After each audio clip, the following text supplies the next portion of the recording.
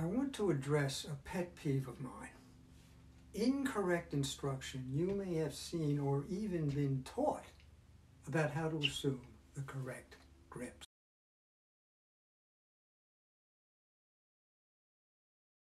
It may come in this form. Hold your racket with the throat pointed away from you and the racket head vertical to the court like this. Then flatten your palm against the racket head and slide your hand down the throat of the racket to the grip. Wrap your fingers around the grip and bingo, you have a proper Eastern forehand grip. Or it may come in this manner. Lay your racket flat on the court and then do the same thing. Slide your palm from the racket head along the racket throat to the grip and pick the racket up. Bingo. Again, you're in the Eastern forehand grip. And then there's the shake hands approach. Hold the racket out in front of you with the head vertical to the court and shake hands with the racket grip. And wow, you have an Eastern forehand grip. Or the semi-Western forehand grip. For that, lay the racket on the court and pick it up.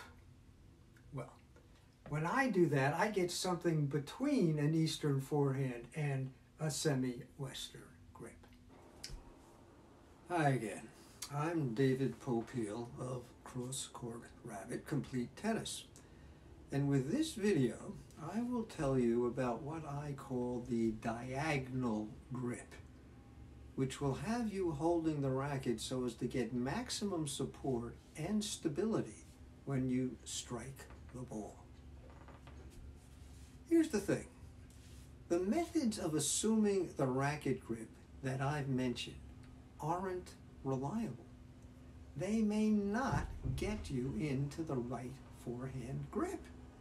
It depends on just how you slide your hand down the throat of the racket, at what angle your hand is to the racket, or just how you pick it up, or how you personally may shake hands. The failing that these methods have in common is that they don't tell you what the right grip is. And of course, once you know that, you don't need these little tricks. So, what defines the proper forehand grip?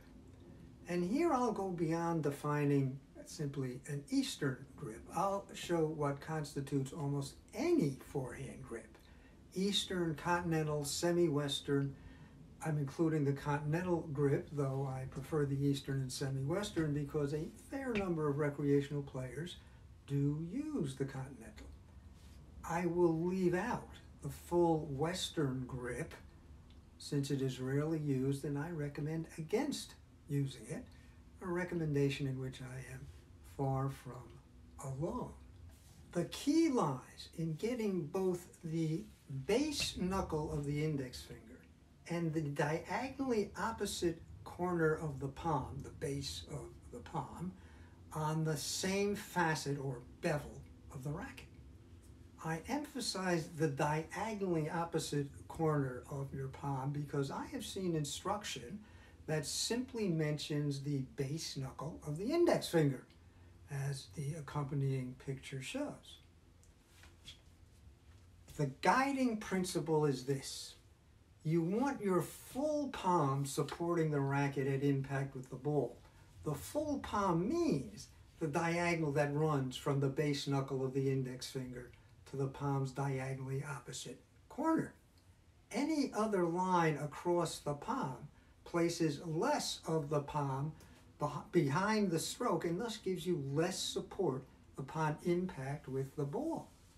This is vital because the more support you have from your palm, the less tightly you have to grip the racket and thus the more relaxed your arm can be. And we all know that you want to swing with a relaxed arm, right? Also, notice how placing the racket handle diagonally across your palm goes a long way to spreading your fingers apart as they should be. The spread of the fingers adds further support for your racket at impact, though you may have to purposefully spread the fingers a bit more, particularly that index finger. And by the way, this same principle also applies to the other shots: serve, volley, and even the backhand one- and two-handed. You want the racket to cross your palms diagonal, and yes, there can be some variation. This is true especially on the one-handed backhand, as Ian Westerman of Essential Tennis notes in the video, to which I've linked below. But otherwise, while the racket may be slightly less oriented along the diagonal of the palm, the deviation from full diagonal should be only slight. So, forget about sliding your palm down from the racket face or picking the racket up from the court or shaking hands with the racket. They may get you to the right grip, but they may not. Moreover, of course, you can't do them when you're playing. Instead, learn to feel the racket handle on the diagonal of your palm. One way of doing that is to frequently examine your grip at the end of points. Another way is to hit against a wall or net, or to drill with a willing partner. Assume the correct diagonal grip and rally forehand or backhand or volleys over and over with the grip. And when you gain some comfort with the grip, rally without restriction as to type of stroke, and at some point, stop. You can have your partner, if you're hitting with one, call out stop, and see if you have the racket across the diagonal of your palm. If you've liked this video, please give it a thumbs up below. And if you're not already subscribing to Cross Court Rabbit Complete Tennis, please consider clicking the subscription button.